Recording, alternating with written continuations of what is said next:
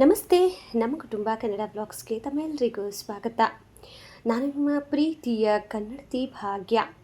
Friends, ಎಲ್ಲರೂ ಹೇಗಿದ್ದೀರಾ? Hope ಎಲ್ಲರೂ ಸೇಫಾಗಿ ಚೆನ್ನಾಗಿದ್ದೀರಾ ಅಂತ ಹೇಳಿ ಭಾವಿಸ್ತಾ ಇವತ್ತಿನ ವೀಡಿಯೋನ ಶುರು ಮಾಡ್ತಾ ಇದ್ದೀನಿ. ಇವತ್ತು ಪಲಾವ್ ಮಾಡ್ತಾ ಇದ್ದೀನಿ ಗೈಸ್. ತುಂಬ ಜನ ಕೇಳಿದ ರಿಕ್ವೆಸ್ಟ್ ಏನು ಗೊತ್ತಾ, ನೀವು ಮಾಡೋ ಪಲಾವ್ ರೆಸಿಪಿ ಶೇರ್ ಮಾಡಿ ಅಂತ. ಬಹಳಷ್ಟು ಸಲ ಶೇರ್ ಮಾಡಿದ್ದೀನಿ. ಸೊ ಈಗ ನಾನು ಇನ್ಸ್ಟಾಗ್ರಾಮ್ಗೆ ಅಂತ ಹೇಳಿ ವಿಡಿಯೋ ಮಾಡ್ಕೋತಾ ಇದ್ದೆ. ಸರಿ, ಹಾಗೆಯೇ ನಮ್ಮ ಯೂಟ್ಯೂಬರ್ಸ್ಗೂ ಈಗೀಗ ಹೊಸ ಸಬ್ಸ್ಕ್ರೈಬರ್ಸ್ ಎಲ್ಲ ಬಂದಿರ್ತೀರಲ್ವ, ನಿಮಗೂ ಹೆಲ್ಪ್ಫುಲ್ ಆಗುತ್ತೆ ಅಂತ ಶೇರ್ ಮಾಡ್ತಾ ಇದ್ದೀನಿ. ಈ ವಿಡಿಯೋನ ಸರಿಯಾಗಿ ನೋಡಿ, ನಾನು ಏನೇನೆಲ್ಲ ಪದಾರ್ಥ ಹಾಕ್ತಾಯಿದ್ದೀನೋ ಇದಿಷ್ಟು ಸಿಂಪಲ್ ಈಸಿಯಾಗಿ ಮಾಡ್ಕೊಳ್ಬಹುದಾದಂತಹ ನಾಟಿ ಸ್ಟೈಲ್ ಪಲಾವು. ಸೊ ಯಾವುದೇ ಥರದ ಬೇರೆ ಮಸಾಲೆಗಳು ಹಾಕದೆ ನಾರ್ಮಲಾಗಿ ಮನೆಯಲ್ಲೇ ಇರ್ತಕ್ಕಂತಹ ಮಸಾಲೆಗಳನ್ನು ಬಳಸ್ಕೊಂಡು ಮಾಡುವಂತಹ ಪಲಾವು. ಸೊ ಇನ್ಸ್ಟಾಗ್ರಾಮಲ್ಲೂ ನನಗೆ ತುಂಬ ಜನ ಕಮೆಂಟ್ ಮಾಡ್ತಾ ಇದ್ದಿದ್ದು ಪಲಾವ್ ರೆಸಿಪಿ ಶೇರ್ ಮಾಡಿ ಅಂತ. ಅದಕ್ಕೆ ಇವತ್ತು ಸರಿ ಹೇಗಿದ್ದರೂ ಪಲಾವ್ ಮಾಡ್ತಾಯಿದ್ದೀನಿ, ಶಾರ್ಟ್ಸ್ ರೂಪದಲ್ಲಿ ರೆಕಾರ್ಡ್ ಮಾಡಿ ಅಪ್ಲೋಡ್ ಮಾಡೋಣ ಅಂತ. ಆಮೇಲೆ ಇವಾಗ ಇನ್ಸ್ಟಾಗ್ರಾಮ್ ನೋಡೋರು, ಯೂಟ್ಯೂಬ್ ನಮ್ಮ ಸಬ್ಸ್ಕ್ರೈಬರ್ಸ್ ಇರ್ತೀರಾ, ನೀವು ಇನ್ಸ್ಟಾಗ್ರಾಮ್ವ್ರಿಗಾದರೆ ಮಾತ್ರ ಶೇರ್ ಮಾಡ್ತೀರಾ, ನಮಗೆ ಮಾಡಲ್ಲ ಅಂತ ಕಮೆಂಟ್ ಹಾಕ್ತೀರಾ. ಸೊ ಅದಕ್ಕೇ ಅದೇ ವಿಡಿಯೋನೇ ಇಲ್ಲಿ ಹಾಕಿ ಅಪ್ಲೋಡ್ ಮಾಡ್ತಾಯಿದ್ದೀನಿ. ಹೋಪ್ ನಿಮಗೆ ವಿಡಿಯೋ ಇಷ್ಟ ಆಗಬಹುದು ಅಂತ ಹೇಳಿ ಭಾವಿಸ್ತೀನಿ. ಆ್ಯಂಡ್ ಮೋರೋವರ್ ಕೊನೆವರೆಗೂ ನೋಡಿ, ಒಂದು ಒಳ್ಳೆ ಎಕ್ಸ್ಪೀರಿಯೆನ್ಸು ಸಹ ಶೇರ್ ಮಾಡ್ತೀನಿ. ಒಂದು ಮೋಟಿವೇಶ್ನಲ್ ಅಂತಲೇ ತಿಳ್ಕೊಳ್ಳಿ, ಎಕ್ಸ್ಪೆಷಲಿ ಹೆಣ್ಮಕ್ಳು, ಓಕೆನಾ? ಸೊ ಫೇಸ್ಬುಕ್ಕಲ್ಲೂ ಅಷ್ಟೇನೆ, ಈಗೀಗ ನನ್ನ ತುಂಬ ಜನ ತುಂಬ ಸಪೋರ್ಟ್ ಮಾಡ್ತಾ ಇದ್ದೀರಾ. ಫೇಸ್ಬುಕ್ಕಲ್ಲೂ ತುಂಬ ನಿಮ್ಮೆಲ್ಲರಿಗೂ ನಾನು ಕೈ ಎತ್ತಿ ಒಬ್ಬೊಬ್ಬರ ಹೆಸರು ಹೇಳಿದ್ರೆ ತಪ್ಪಾಗುತ್ತೆ. ನಿಮ್ಮೆಲ್ಲರಿಗೂ ಥ್ಯಾಂಕ್ ಯು ಸೋ ಮಚ್. ಇನ್ನೂ ನನ್ನನ್ನು ಫೇಸ್ಬುಕ್ಕಲ್ಲಿ ಫಾಲೋ ಮಾಡ್ಕೊಳ್ದೇ ಇರೋರು ದಯವಿಟ್ಟು ಫೇಸ್ಬುಕ್ಕಲ್ಲಿ ಫಾಲೋ ಮಾಡ್ಕೊಳ್ಳಿ. ಸೊ ಇಲ್ಲಿ ಯಾವ ರೀತಿ ನೀವು ಸಪೋರ್ಟ್ ಮಾಡ್ತಾ ಇದ್ದೀರೋ ಅಲ್ಲೂ ಇದೇ ಥರ ಸಪೋರ್ಟ್ ಮಾಡಿ ಅಂತ ಮನಸ್ಪೂರ್ವಕವಾಗಿ ಕೇಳ್ಕೊತಾ ಇದ್ದೀನಿ. ಆ್ಯಂಡ್ ಇನ್ನು ಇವತ್ತು ಬೆಳಗ್ಗೆನೇ ಪಲಾವ್ ಮಾಡ್ತಾಯಿದ್ದೀನಿ, ಬಿಕಾಸ್ ಪರಿಯಂತ್ಗೆ ಲಂಚ್ ಬಾಕ್ಸ್ಗೆ ಅಂತ ಹೇಳಿ. ಆ್ಯಂಡ್ ನೀವು ಕೇಳ್ಬೋದು, ಅಕ್ಕ ಡಯಟ್ ಮಾಡ್ತಾ ಇದ್ರಲ್ವ, ಏನಕ್ಕ ಬೆಳಗ್ಗೆ ಬೆಳಗ್ಗೆ ಪಲಾವು ಅಂತ. ಗೈಸ್, ನಿಜವಾಗ್ಲೂ ಹೇಳ್ತೀನಿ, ಸ್ವಲ್ಪ ನನಗೆ ಡಯಟ್ ಯಾವಾಗ ಮಾಡೋಕ್ಕೆ ಶುರು ಮಾಡಿದ್ನೋ ಅವಾಗ ಸ್ವಲ್ಪ ಬಾಡಿ ಇಂಬ್ಯಾಲೆನ್ಸ್ ಆಗೋಗಿ ಮತ್ತೆ ನಾನು ಇನ್ಸ್ಟಾಗ್ರಾಮಲ್ಲಿ ಮತ್ತು ಫೇಸ್ಬುಕ್ಕಲ್ಲಿ ಅಪ್ಲೋಡ್ ಮಾಡಿದ್ದೆ mini vlog, hospital visit vlog ಅಂತ. ಆವಾಗ ನಾನು ಯೂಟ್ಯೂಬಲ್ಲಿ ಹಾಕಿರಲಿಲ್ಲ, ಬಿಕಾಸ್ ಶಾರ್ಟ್ಸ್ ಮಾಡೋದು ಈಸಿ, ಲಾಂಗ್ ವೀಡಿಯೋಸ್ ಮಾಡೋದು ತುಂಬಾ ಕಷ್ಟ ಅಂತ ಹೇಳಿ. ಸೊ ಶಾರ್ಟ್ಸಲ್ಲಿ ಅಪ್ಲೋಡ್ ಮಾಡಿದಾಗೂ ಅಷ್ಟೇ ಎಷ್ಟೊಂದು ಜನ ಏನಾಯಿತು ಯಾಕಾಯಿತು ಅಂತ ಕಮೆಂಟು. ಸೊ ಆ ಕಮೆಂಟ್ಗಳೆಲ್ಲ ಡಿಲೀಟ್ ಮಾಡಿದೆ. ಆ್ಯಂಡ್ ಅದೇ ವಿಡಿಯೋದಲ್ಲೂ ಹೇಳಿದ್ದೀನಿ, ಆದಷ್ಟು ಬೇಗ ಹೇಳ್ತೀನಿ ಏನಾಯಿತು ಯಾಕೆ ಅಂತ ಹೇಳಿ ಅಂತ. ಸೊ ಹಾಸ್ಪಿಟಲ್ಗೆ ಹೋಗಬೇಕಾಯ್ತು. ಹಾಸ್ಪಿಟಲ್ಗೆ ಹೋಗಿ ಚೆಕ್ ಮಾಡಿಸಿದ್ಮೇಲೆ ಗೊತ್ತಾಯಿತು, ಸಮ್ ರೀಸನ್ಸಿಂದ ಡಯಟ್ ಫಾಲೋ ಮಾಡೋ ಹಾಗಿಲ್ಲ ಅಂತ ಡಾಕ್ಟರೇ ಹೇಳಿದ್ರು. ಆಮೇಲೆ ಡಾಕ್ಟ್ರ್ ಇನ್ನೊಂದು ವಿಚಾರನೂ ಹೇಳಿದ್ರು, ಊಟದಲ್ಲಿ ಫುಡ್ ಕಂಟ್ರೋಲ್ ಮಾಡೋದಲ್ಲಮ್ಮ, ಆದಷ್ಟು ವಾಕಿಂಗ್ ಮಾಡಿ, ವ್ಯಾಯಾಮ ಮಾಡಿ, ಯೋಗ ಮಾಡಿ, ಎಕ್ಸಸೈಸ್ ಮಾಡಿ. ಆದಷ್ಟು ನೀವು ಹೆಣ್ಮಕ್ಳು ಮನೆ ಕೆಲಸ ಮಾಡಿದ್ರೆ ಅದೇ ಎಕ್ಸಸೈಸ್ ಅಲ್ವಾ ಅಂತ ಅನ್ಕೋತೀರಾ. ಅದ್ರ ಜೊತೆಗೆ ಸ್ವಲ್ಪ ಯೋಗ, ಎಕ್ಸಸೈಸು, ಮೆಡಿಟೇಷನ್ ಇವೆಲ್ಲ ಮಾಡಿ ನಿಮ್ಮನ್ನು ಬಾಡಿ ಹೆಲ್ದಿಯಾಗಿ ಇಟ್ಕೊಳ್ಳಿ. ಆಟೋಮೆಟಿಕ್ ನಿಮಗೆ ಹೊಟ್ಟೆ ಕಡಿಮೆ ಆಗುತ್ತೆ ಅಂತ. ಸರಿ ಆಯಿತು, ಇನ್ನು ಡಾಕ್ಟರೇ ಹೇಳಿದ್ದಾರೆ, ಬಿಕಾಸ್ ನನಗೆ ಲೋ ಬಿ ಪಿ ಮತ್ತು ಗ್ಯಾಸ್ಟ್ರಿಕ್ಕು ಇವೆಲ್ಲ ಇದೆ. ಸೊ ಅದರಲ್ಲೂ ಬೇರೆ ಕಡಲೆಕಾಳು, ಆಮೇಲೆ ಈ ಕಡಲೆ ಬೀಜ ಇವೆಲ್ಲ ಗ್ಯಾಸ್ಟ್ರಿಕ್. ಸೊ ನೆನೆಸಿರ್ತೀವಿ ಬೇರೆ, ನೆನೆಸಿದ್ದಾಗ ಗ್ಯಾಸ್ಟ್ರಿಕ್ ಅಷ್ಟು ಇರೋದಿಲ್ಲ. ಸೊ ಹುರಿದಿರೋದು ಕಡಲೆಕಾಳೇ ಸ್ವಲ್ಪ ಗ್ಯಾಸ್ಟ್ರಿಕ್ಕು. ಸೊ ಅದು ತಿಂದಾಗ ಗ್ಯಾಸ್ ಜಾಸ್ತಿ ಫಾರ್ಮ್ ಆಗುತ್ತೆ ಅಂತ ಹೇಳ್ತಾರೆ. ಸೊ ನನಗೆ ಮೇ ಬಿ ಅದೇ ಆಯಿತಾ ಏನಾಯಿತು ನಂಗೆ ಕಂಪ್ಲೀಟ್ಲಿ ನಿಜವಾಗ್ಲೂ ಗೊತ್ತಿಲ್ಲ. ಆಮೇಲೆ ಡಯಟ್ ಮಾಡೋರು ಮಾಡಬೇಡಿ ಅಂತಲೂ ಹೇಳಲ್ಲ, ಹೆಲ್ದಿ ವೇಲಿ ತಗೊಳ್ಳಿ, ಒಳ್ಳೆಯದು. ಬಟ್ ನಂತರ ಪ್ರಾಬ್ಲಮ್ ಆಯಿತು ನಿಮಗೆ ಡಯಟ್ ಮಾಡಬೇಕಾದ್ರೆ ಅಂತ ಖಂಡಿತವಾಗ್ಲೂ ಮುಂದುವರ್ಸೋಕ್ಕೆ ಹೋಗಬೇಡಿ. ಡಾಕ್ಟರ್ ಸಜೆಸ್ಟ್ ಮಾಡಿ ತಗೊಳ್ಳಿ. ಗೈನಕಾಲಜಿಸ್ಟ್ ಹತ್ರ ಹೋಗಿ, ಲೇಡಿ ಗೈನಕಾಲಜಿಸ್ಟ್ ಹತ್ರ ನಿಮಗೆ ಏನು ಬೇಕು ಏನು ಬೇಡ ಅವ್ರ ಹತ್ರ ಹೇಳಿ. ಆಮೇಲೆ ನಿಮ್ಮ ಪರಿಸ್ಥಿತಿಯ ಸಿಚುವೇಶನ್ ಎಲ್ಲ ಅವರಿಗೆ ಡೀಟೇಲಾಗಿ ಶೇರ್ ಮಾಡಿ, ಸೊ ದಟ್ ಅವರು ನಿಮಗೆ ಹೆಲ್ಪ್ ಮಾಡ್ತಾರೆ. ಈಗೀಗ ನಾನು ಒಂದು ವಿಚಾರ ಹೇಳಬೇಕು, ಒಬ್ಬರು ಟೀಚರ್ ಆಗಿರುವಂಥವರು ಸಹ ಈಗ ಈ ಡಯೆಟ್ಟು ಮತ್ತು ಈ ಥರ ಬಾಡಿ ಫಿಟ್ನೆಸ್ಸಲ್ಲಿ ಜನ ಜಾಸ್ತಿ ಇನ್ಕ್ಲೂಡ್ ಆಗ್ತಾ ಇದ್ದಾರೆ ಅಂತ ಗೊತ್ತಾದ ತಕ್ಷಣವೇ ಒಬ್ಬರು ಟೀಚರ್ ಬಂದು ನಿಮಗೆ ವೆಯ್ಟ್ ಲಾಸ್ ಜರ್ನಿ ಮಾಡೋಕ್ಕೆ ಹೆಲ್ಪ್ ಮಾಡ್ತಾರೆ. ಸೊ ಅವರಿಗೆ ಇಷ್ಟು ಪೇ ಮಾಡಬೇಕು. ಇದೆಲ್ಲ ನೋಡಿದಾಗ ನಮ್ಮ ಜನ ಎಷ್ಟು ದಡ್ರು ಅಂತ ಅಂದರೆ, ಅವರ ಬ್ಯಾಕ್ಗ್ರೌಂಡ್ ತಿಳ್ಕೊಳ್ಳಲ್ಲ, ಅವ್ರು ಏನು ಅಂತ ತಿಳ್ಕೊಳ್ಳಲ್ಲ, ಡೈರೆಕ್ಟು ದುಡ್ಡು ಹಾಕೋದು ಕಲಿಯೋದು. ಅವ್ರಿಗೆ ಗೊತ್ತಿರುತ್ತೋ ಗೊತ್ತಿಲ್ಲ. ನಾನು ಹೇಳ್ತಾ ಇದ್ದೀನಿ, ನನ್ನ ಕಣ್ಣು ಮುಂದೆನೇ ಅವರು ಟೀಚರಾಗಿ ವರ್ಕ್ ಮಾಡಿದವರು, ಅದಾದಮೇಲೆ ಬೇರೆ ಕಡೆಗೆ ಶಿಫ್ಟ್ ಆಗಿ ಟೀಚರ್ ಉದ್ಯೋಗ ಯಾಕೆ ಅವ್ರಿಗೆ ಆಗಲಿಲ್ಲ ಅಂತಲೂ ನಂಗೆ ಗೊತ್ತಿಲ್ಲ. ಬಟ್ ಈಗ ಆಕೆ ಡಾಕ್ಟರ್ ಆಗಿದ್ದಾರೆ. ಹೇಗೆ ಸಾಧ್ಯ? ನನಗಂತೂ ಶಾಕ್ ಆಯಿತು ಕೇಳಿದ ತಕ್ಷಣ. ಇವತ್ತು ಸ್ಟೇಟಸ್ ನೋಡ್ತಾ ಇದ್ದೆ ವಾಟ್ಸಪ್ಪಲ್ಲಿ. ಯೂಶ್ವಲಿ ನಾನು ನೋಡೋದು ಕಡಿಮೆ, ಸ್ಟೇಟಸ್ ನೋಡಿದಾಗ ಗೊತ್ತಾಯಿತು, contact me for A good health, fit health ಅಂತ. ನನಗೆ ನೋಡಿದ ತಕ್ಷಣ ಶಾಕು. ಅಯ್ಯೋ, ಈ ಹುಡುಗಿ 15,000ಕ್ಕೆ ಟೀಚರ್ ಕೆಲಸ ಮಾಡ್ತಾಯಿದ್ಲು. ಈಗಾದರೆ ಒಂದು ಪೇಷಂಟ್ಗೆ ದೇ ಚಾರ್ಜ್ 9,000 ಗೈಸ್, 9,000. ಓಕೆ, ನಾನು ಇದನ್ನು ಅವರಿಗೆ ಕೇಳಿದೆ. ಹೇಗಕ್ಕ ನೀವು ಟೀಚರ್ ಅಲ್ವಾ, ಹೇಗೆ ಇಲ್ಲ, ನಾನು ಮಾಡಿಕೊಂಡೆ PhD ಡಾಕ್ಟ್ರ್ ಏನೋ ಹೇಳಿದ್ರು ಅವರು. ಇಲ್ಲ, ಮತ್ತೆ ಸ್ಟಡಿ ಮಾಡಿ ನಾನು ಡಾಕ್ಟ್ರ್ ಆದೆ, ಇವಾಗ ಹೆಲ್ತ್ಗೆ ಕಾನ್ಷಿಯಸ್ ಅಂತಲೇ ಫಿಟ್ನೆಸ್ ತೊಗೊಂಡಿದ್ದೀನಿ ನಾನು ಅಂತ ಹೇಳಿದ್ರು. ಸರಿ ಆಯಿತು ಬಿಡು, ಅವ್ರ ಜೀವನ ಏನೋ ಮಾಡ್ಕೋತಾ ಇದ್ದಾರೆ ಅಂತ. ಅದಾದಮೇಲೆ ಅವರು ನಾನು ಹಾಕುವಂಥ ಸ್ಟೇಟಸ್ ನೋಡಿದ್ದಾರೆ, ನಂದು ಚಾನಲ್ ಇದೆ ಅಂತ ಎಲ್ಲ ಹೇಳಿ. ಆಗ ಅವರು ನನಗೆ ಒಂದು ಪ್ರಮೋಷನ್ ಹೆಂಗೆ ಅಂತ ಹೇಳಿದರು. ಈ ಥರ ನನ್ನ ಬಗ್ಗೆ ಈ ಥರ ಪ್ರಮೋಷನ್ ಮಾಡಿಕೊಡು, ಒಬ್ಬ ಕ್ಲೈಂಟು ನಿಮ್ಮ ಹೆಸರು ಹೇಳ್ಕೊಂಡು ಬಂದರೆ, ನಮ್ಮ ಕುಟುಂಬ ಕನ್ನಡ ವ್ಲಾಗ್ಸ್ ಭಾಗ್ಯ ಅವ್ರ ಕಡೆಯಿಂದ ಬಂದಿದ್ದೀನಿ ಅಂತ ಅಂದರೆ ನಿಮಗೆ ಕಮಿಷನ್ ಆಗಿ ಇಷ್ಟು ಕೊಡ್ತೀನಿ ಅಂತ. ನಿಜವಾಗ್ಲೂ ಇದು ನನಗೆ ಬಂದಿದ್ದು ಆಲ್ಮೋಸ್ಟ್ 1 year 6 months ಬ್ಯಾಕೆ ಗೈಸ್. ಬಟ್ ನಾನು ವಿಡಿಯೋ ಮಾಡೋಕ್ಕೆ ನಿಜವಾಗ್ಲೂ ಒಪ್ಪಲಿಲ್ಲ. ಬಿಕಾಸ್ ನಾನೇ ನೋಡಿದ್ದೀನಿ, ಆಕೆ ನನ್ನ ಕಣ್ಣು ಮುಂದೆನೇ ಸಾಮಾನ್ಯ ಟೀಚರ್ ಆಗಿದ್ದವರು ಈಗ ಡಾಕ್ಟರ್ ಆಗಿದ್ದಾರೆ ಅಂತಂದರೆ ಹೇಗೆ ಸಾಧ್ಯ? ಅದು 1 ವರ್ಷದಲ್ಲಿ. ಇದು ಸಾಧ್ಯನಾ? 1 ವರ್ಷಕ್ಕೆಲ್ಲ ಡಾಕ್ಟ್ರೇಟ್ ಕೊಟ್ಬಿಡ್ತಾರಾ? ಲಿಟ್ರಲಿ ನನಗೆ ಕ್ವಶ್ಚನ್ ಮಾರ್ಕ್ ಆಯಿತು. ಸೊ ನಾನು ಆ ಒಂದು ಡೀಲ್ಗೆ ಒಪ್ಕೊಂಡಿಲ್ಲ.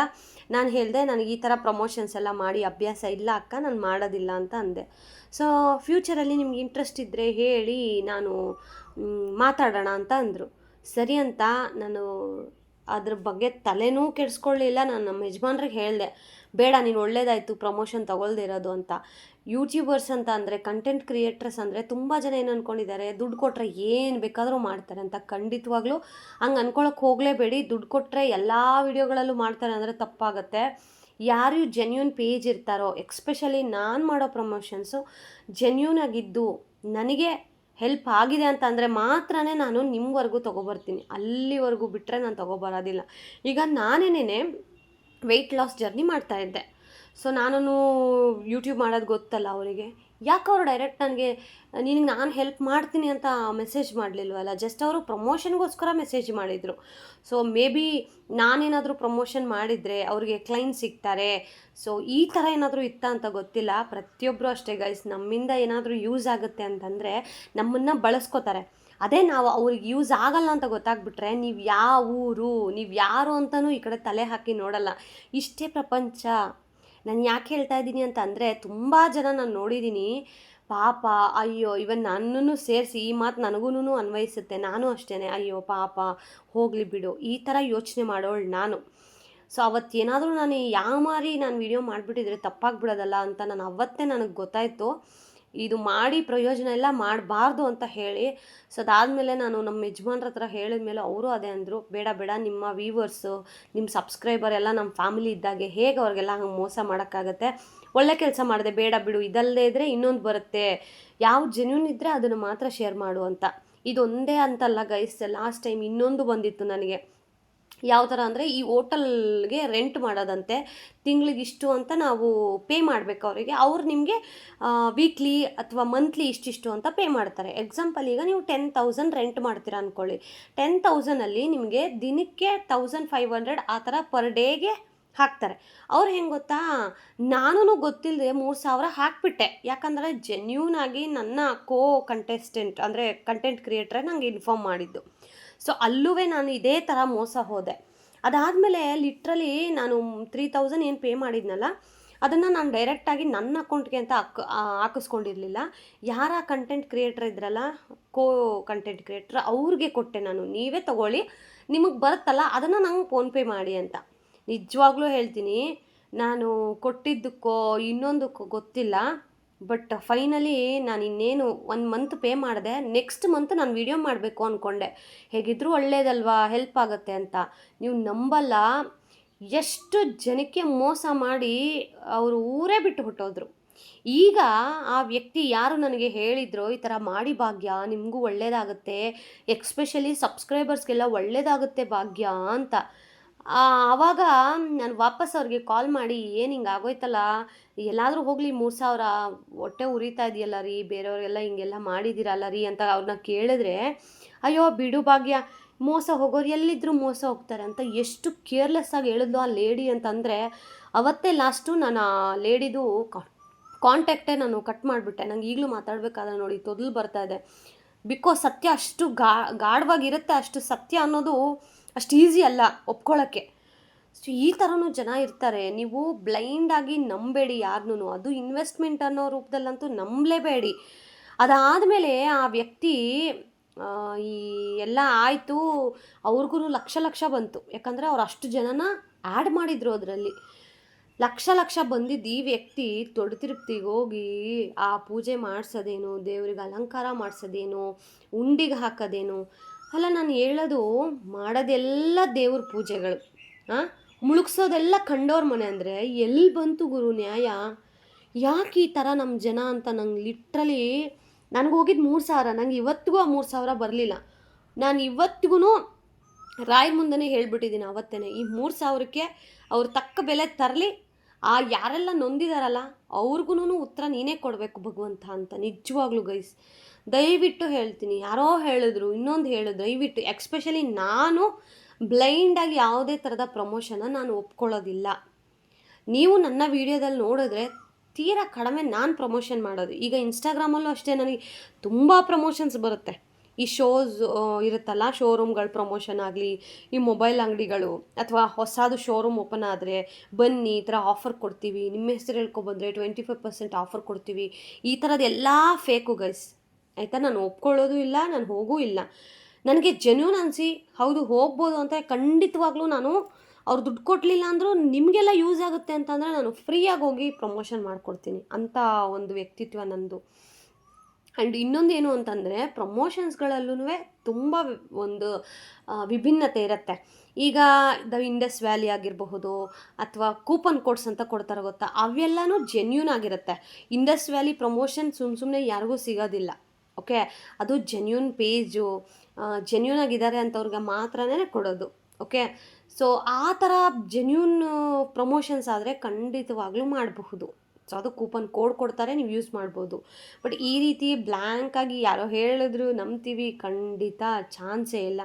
ಆಮೇಲೆ ರೀಸೆಂಟಾಗೂ ನನಗೆ ಇನ್ಸ್ಟಾಗ್ರಾಮಲ್ಲಿ ಒಬ್ಬರು ಫ್ರೀ ಕೊಲಾಬ್ರೇಷನ್ ಅಂತ ಹಾಕಿದರು. ನಾನು ಸರಿ ಟ್ರೈ ಮಾಡೋಣ, ಕ್ಲಾತಿಂಗ್ ಬಿಸ್ನೆಸ್ಸು ಮತ್ತು ಜ್ಯುವೆಲ್ರಿ ಬಿಸ್ನೆಸ್ ಅವರು ಟ್ರೈ ಮಾಡೋಣ ಅಂತ ಹೋಗಿ ಆಕೆಗೆ ಮೆಸೇಜ್ ಮಾಡಿದ್ರೆ ಹೇಳ್ತಾರೆ, ಪ್ರೀ ಪ್ರಮೋಷನ್ ಅಂದರೆ no product no pay amount ಅಂತೆ. ಇವ್ರಿಗೆ ಸುಮ್ಮನೆ ನಾವು ಪ್ರಮೋಷನ್ ಮಾಡಬೇಕು, ಅವ್ರಿಗೆ ಫಾಲೋವರ್ಸು ಒಂದು 200-300 ಜನ ಇದ್ದಾರೆ.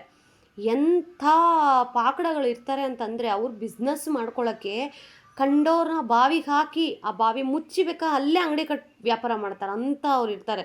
ಬಟ್ ಪಾಪ ಕೆಲವೊಬ್ಬರು ಜೆನ್ಯೂನಾಗಿ, ಈಗ ನಾನು ಮಾಡಿದ್ದೀನಲ್ಲ ಎಷ್ಟೊಂದು ಜನದ್ದು ಕ್ಲಾತಿಂಗ್ದಾಗಿರಲಿ, ಜ್ಯುವೆಲ್ರಿದಾಗಿರಲಿ, ಅವರೆಲ್ಲ ಇವತ್ತಿಗೂ ನಾನು ಕಾಂಟ್ಯಾಕ್ಟಲ್ಲಿದ್ದೀನಿ.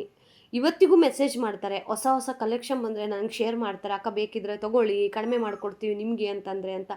ನೋಡಿ, ಆ ಥರ ಜೆನ್ಯೂನ್ ವ್ಯಕ್ತಿಗಳದೇ ನಾನು ಪ್ರಮೋಷನ್ ಮಾಡೋದು.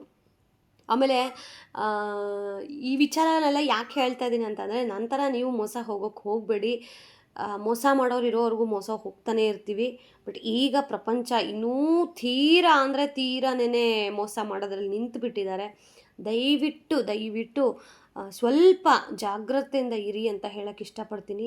ಆ್ಯಂಡ್ ಈಗ ಇನ್ನೊಂದು ಸ್ಕ್ಯಾಮ್ ಏನಪ್ಪ ಅಂತಂದರೆ, ಯೂಟ್ಯೂಬರ್ಸ್ಗೆ ಎಕ್ಸ್ಪೆಷಲಿ ಈಗ ಯೂಟ್ಯೂಬರ್ಸ್ ಜಾಸ್ತಿ ಆಗ್ಬಿಟ್ರಲ್ವಾ, ಯೂಟ್ಯೂಬರ್ಸ್ಗೆ ಅಂತ ಹೇಳಿನೇ ಒಂದಷ್ಟು ಫ್ರಾಡ್ಗಳು ರೆಡಿಯಾಗಿದೆ. ಆ ಫ್ರಾಡಲ್ಲಿ ನಾನು 1000 ರೂಪೀಸ್ ಕಳ್ಕೊಂಡೆ. ನಾನು ಯಾಕೆ ಕಳ್ಕೊಂಡೆ ಅಂತ ಹೇಳ್ತೀನಿ ಗೊತ್ತಾ?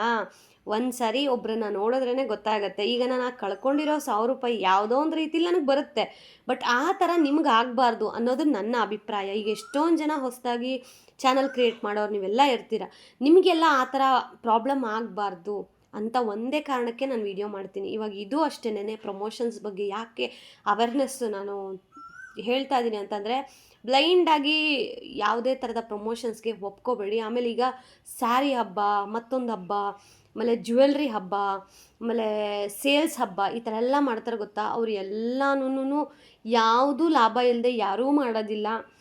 ನೀವು ಹೋಗಲ್ಲಿ ನೋಡಿದ್ದಿದ್ರೆ, ಈಗ ಎಕ್ಸ್ಪೆಷಲಿ ಸರ್ಜಾಪುರದಲ್ಲೇ ಎಷ್ಟೊಂದು ಹಬ್ಬಗಳು ನಡೆಯುತ್ತೆ ಆಯಿತಾ. ಅಲ್ಲಿ ಹೋಗಿ ನೋಡಿದಾಗಲೇ ಗೊತ್ತಾಗೋದು ರಿಯಾಲಿಟಿ ಏನು ಅಂತ ಹೇಳಿ. ಅಲ್ಲಿ ವಿಡಿಯೋದಲ್ಲಿ ತೋರಿಸೋ ಸೀರೆಗಳಂತೂ ಒಂದೂ ಇರೋದಿಲ್ಲ. ನಾವೀಗ ಯೂಸ್ ಮಾಡಿ ಬಿಸಾಕ್ತೀವಿ ಗೊತ್ತಾ ಸೀರೆ, ಆ ಥರ ಸೀರೆ ಇರುತ್ತೆ ಗೈಸ್. ಅದನ್ನು 500-600 ಕೊಟ್ಟು ಜನ ತೊಗೊಂಡೋಗ್ತಾರೆ. ಅವ್ರಿಗೆ ಅದೆಲ್ಲ ಇಷ್ಟ ಆಗುತ್ತಂತ ನಂಗೆ ನಿಜವಾಗ್ಲೂ ಗೊತ್ತಿಲ್ಲ, ತೊಗೊಂಡೋಗ್ತಾರೆ ಗೈಸ್. ನಾನೇ ನೋಡಿದ್ದೀನಿ. ಆಮೇಲೆ ಜ್ಯುವೆಲ್ರಿನೂ ಅಷ್ಟೇ, ಈ ಸ್ಟೋನ್ಸ್ ಎಲ್ಲ ಉದ್ರೋಗ್ಬಿಟ್ಟಿರುತ್ತೆ. ಕೇಳಿದ್ರೆ ಇಲ್ಲ ನೀವೇ ಇವಾಗ ತೆಗೆದು ಎತ್ತಿ ಇಟ್ಟಿರ್ತೀರಲ್ಲ, ಉದ್ರೋಗಿರುತ್ತೆ ಮೇಡಮ್, ನೋ ಪ್ರಾಬ್ಲಮ್ ತಗೊಳ್ಳಿ, ಡಿಸ್ಕೌಂಟ್ ಇದೆಯಲ್ಲ 50% ಅಂತಾರೆ. ಅಂದರೆ ಏನು ಗುರು, ನಾವು ದುಡ್ಡು ಕೊಟ್ಟು ನಾವೇ ಹಳ್ಳಕ್ಕೆ ಬೀಳೋದ? ನಮ್ಮ ಜನಕ್ಕೂ ಬುದ್ಧಿ ಬರಲ್ಲ. ಓ ಹಬ್ಬ ಇದೆಯಾ ಹೋಗೋಣ ತೊಗೊಳ್ಳೋಣ ಅಂತ ಸಿಕ್ಕಿದ್ದು ಈ ವಿಡಿಯೋದಲ್ಲೆಲ್ಲ ನೋಡ್ತಾ ಇದ್ದೆ ನಾನು. ಅವ್ರು ತೊಗೊಂಬಂದು ಸುರಿಯೋಷ್ಟೊತ್ತಿಗೆ ಇವ್ರು ಬಾಚ್ಕೊಳ್ಳೋದಂತೆ. ಅವೆಲ್ಲ ಫೇಕು ಗೈಸ್. ಅವ್ರಿಗೆಲ್ಲ ಮೋಸ್ಟ್ಲಿ 100 ರೂಪಾಯಿ ಕೊಟ್ಟಿರ್ತಾರೆ. ನಾನಂತೂ ಇವೆಲ್ಲ ನಂಬೋದಿಲ್ಲ, ಬಿಕಾಸ್ ನಾನು ಅಷ್ಟು ನೋಡ್ಬಿಟ್ಟಿದ್ದೀನಿ. ಎಕ್ಸ್ಪೆಷಲಿ ನಾನು ಪ್ರಮೋಷನ್ ಮಾಡಬೇಕು ಅಂತಂದರೆ ನಾನು ಒಂದಕ್ಕೆ 100 ಸತಿ ಯೋಚನೆ ಮಾಡ್ತೀನಿ. ಎಕ್ಸ್ಪೆಷಲಿ ನಿಮ್ಮ ಜೊತೆ ಶೇರ್ ಮಾಡಬೇಕು ಅಂದಾಗ ನಾನು 100 ಸತಿ 100 ಕಡೆಯಿಂದ ಯೋಚನೆ ಮಾಡಿರೇ ನಾನು ವೀಡಿಯೋ ಮಾಡಿರ್ತೀನಿ. ಬಟ್ ಆದರೂ ಕೆಲವೊಬ್ಬರು ಹೇಳ್ತಾರೆ, ಒಂದು ಪ್ರಮೋಷನ್ ವೀಡಿಯೋ ಮಾಡಿದ್ರೆ ಓ ಪ್ರಮೋಷನ್ ವೀಡಿಯೋನಾ ಇನ್ನೆಷ್ಟು ಪ್ರಮೋಷನ್ ಮಾಡ್ತೀಯ ಅಂತ. ಏನಂತ ಮಾತಾಡ್ತಾರೆ ನಂಗೆ ಲಿಟ್ರಲಿ ಗೊತ್ತಿಲ್ಲ. ಈ ಥರ ಎಲ್ಲರೂ ಮಾಡೋ ಥರ ಪ್ರಮೋಷನ್ ನಾನು ಒಪ್ಕೊಬಿಟ್ಟಿದ್ರೆ ಇಷ್ಟೊತ್ತಿಗೆ ನನಗೂ 1000 ಗಟ್ಟಲೆ ದುಡ್ಕೊಬಿಡ್ತಾ ಇದ್ದೆ, ಲಕ್ಷಗಟ್ಟಲೆ ದುಡ್ಕೊಬಿಡ್ತಾ ಇದ್ದೆ. ಬಟ್ ನಂಗೆ ಆ ಥರ ಬೇಕಾಗಿಲ್ಲ ಆಯಿತಾ. ಜೆನ್ಯೂನ್ ಇರಬೇಕು. ನಾನು ಮಾಡೋ ವೀಡಿಯೋ ಕೆಲವರಿಗಾದರೂ ಯೂಸ್ ಆಗಬೇಕು. ಅಂಥದ್ದಾದರೆ ಏನೋ ಕಣ್ಣು ಮುಚ್ಕೊಂಡು ಹೋಗಿ ಮಾಡೋಣಪ್ಪ ಪಾಪ ಅಂತ ಅನ್ನಿಸ್ಕೋಬೋದು. ಬಟ್ ಈ ಥರ ಎಲ್ಲ ಎಷ್ಟು ಚೀಪಾಗಿ ಎಷ್ಟು ಬೇಜಾರಾಗುತ್ತೆ ನನಗೆ ಅಂತಂದರೆ, ಎಲ್ಲರೂ ಅಲ್ಲ ಪಾಪ, ಕೆಲವೊಬ್ಬರು ಅರ್ಥ ಮಾಡ್ಕೊಳ್ಳಿ, ಮುಂದೆ ಆದರೂ ಎಚ್ಚೆತ್ಕೊಳ್ಳಿ. ಓಕೆ. ಆ್ಯಂಡ್ ಇಲ್ಲಿ ಮಾತಾಡ್ತಾ ಇವತ್ತು ಸ್ಯಾಂಡ್ವಿಚ್ ರೆಸಿಪಿ ಶೇರ್ ಮಾಡಿದ್ದೆ ಗೈಸ್. ನೀವು ನೋಡ್ತಾ ಇದ್ದೀರಾ ಅಲ್ವಾ, ಗೊತ್ತಾಯ್ತಲ್ಲ ನಾನು ಏನೇನೆಲ್ಲ ಇಂಗ್ರೀಡಿಯೆಂಟ್ಸ್ ಹಾಕಿದೆ ಸ್ಯಾಂಡ್ವಿಚ್ಗೆ ಅಂತ ಹೇಳಿ. ಆ್ಯಕ್ಚುಲಿ ನಮ್ಮ ಮನೇಲಿ ಸ್ಯಾಂಡ್ವಿಚ್ ಮೇಕರ್ ಇಲ್ಲ, ತವಾದಲ್ಲೂ ಮಾಡ್ಬೋದು. ಸೊ ಅದಕ್ಕೇ ನಾನು ತವಾದಲ್ಲಿ ಹೇಗೆ ಮಾಡಿದ್ದೀನಿ ಅಂತ ಹೇಳಿ ಶೇರ್ ಮಾಡ್ತಾ ಇದ್ದೀನಿ. ನನಗೆ ಮತ್ತು ನಮ್ಮ ಯಜಮಾನ್ರಿಗೆ, ನನ್ನ ಮಗನಿಗೆ 3 ಜನಕ್ಕೂ ಈ ಸ್ಯಾಂಡ್ವಿಚ್ ಇಷ್ಟ ಆಯಿತು. ಆ್ಯಂಡ್ ಮೋರೋವರ್ ನಾನು ಏನು ಕ್ಯಾರೆಟ್ ಎಲ್ಲ ಹಾಕಿದ್ದೀನಲ್ಲ, ಆ ಸ್ಯಾಂಡ್ವಿಚ್ ತಿನ್ನಬೇಕಾದ್ರೆ ಇದು ಕ್ಯಾರೆಟ್ ಸ್ಯಾಂಡ್ವಿಚ್ ಅಂತ ಯಾರಿಗೂ ಗೊತ್ತೇ ಆಗೋದಿಲ್ಲ. ಎಕ್ಸ್ಪೆಷಲಿ ನನ್ನ ಗಂಡಂಗೆ ಕ್ಯಾರೆಟ್ ಇವೆಲ್ಲ ಸ್ವೀಟ್ ಇರುತ್ತಲ್ಲ ತಿನ್ನಲ್ಲ ಅವರು. ಸ್ವೀಟ್ ಆದರೆ ಆಗಲ್ಲ ಅವರಿಗೆ. ಅಂಥವ್ರೆ ಇದನ್ನು ಕಣ್ಣು ಮುಚ್ಕೊಂಡು ತಿಂತಾ ಇದ್ದಾರೆ. ನಾನು ಕೇಳಿದಾಗ ಏನ್ರಿ ಇದರೆಲ್ಲ ಹಾಕಿರೋದು ಗೆಸ್ ಮಾಡು ಅಂತಂದರೆ, ಮೋಸ್ಟ್ಲಿ ಈರುಳ್ಳಿ ಹಾಕಿರ್ತೀಯ ಕಣೆ, ಪನ್ನೀರ್ ಸಿಗ್ತಾ ಇದೆ ಬಾಯಿಗೆ ಅಲ್ಲಲ್ಲಿ ಅಂತ ಅವ್ರಿಗೇ ಗೊತ್ತಾಗಲಿಲ್ಲ. ಆಮೇಲೆ ನಾನು ವೀಡಿಯೋ ತೋರಿಸಿ ಹೇಳಿದ್ಮೇಲೆ ಗೊತ್ತಾಯ್ತು, ಏನಿದು ಕ್ಯಾರೆಟಾ, ಏನೇ ಗೊತ್ತಾಗ್ತಾನೆ ಇಲ್ವಲ್ಲೇ ಅಂತ. ಕ್ಯಾರೆಟು ಸ್ವೀಟ್ ಇರುತ್ತಲ್ಲ, ಸ್ವಲ್ಪ ನಾನು ಏನೇನೆಲ್ಲ ಪೌಡರ್ ಹಾಕಿದೆ, ಗರಂ ಮಸಾಲ, ಚಿಲ್ಲಿ ಪೌಡರು ಮತ್ತು ಬೆಳ್ಳುಳ್ಳಿ ಹಾಕಿ. ಸ್ಯಾಂಡ್ವಿಚ್ಗೆ ನೀವು ಬೆಳ್ಳುಳ್ಳಿ ಹಾಕಿದಷ್ಟು ಆ ಫ್ಲೇವರಿಂದ ಆ ಮೇನ್ ಇಂಗ್ರೀಡಿಯೆಂಟ್ಸ್ ಏನಿರುತ್ತೋ ಅದ್ರ ಫ್ಲೇವರ್ ಗೊತ್ತಾಗೋದಿಲ್ಲ. ಓಕೆನಾ. ಸೊ ಖಂಡಿತವಾಗ್ಲೂ ನೀವು ಟ್ರೈ ಮಾಡಿ. ಮಕ್ಕಳಿಗೆ ಸ್ನ್ಯಾಕ್ಸ್ ಆಗೂ ನೀವು ಸ್ಕೂಲ್ಗೆ ಕಳಿಸ್ಬಹುದು. ಇದರಲ್ಲಿ ಯಾವುದೇ ತರಹದ ನಾನ್ ವೆಜ್ ಇಲ್ಲ.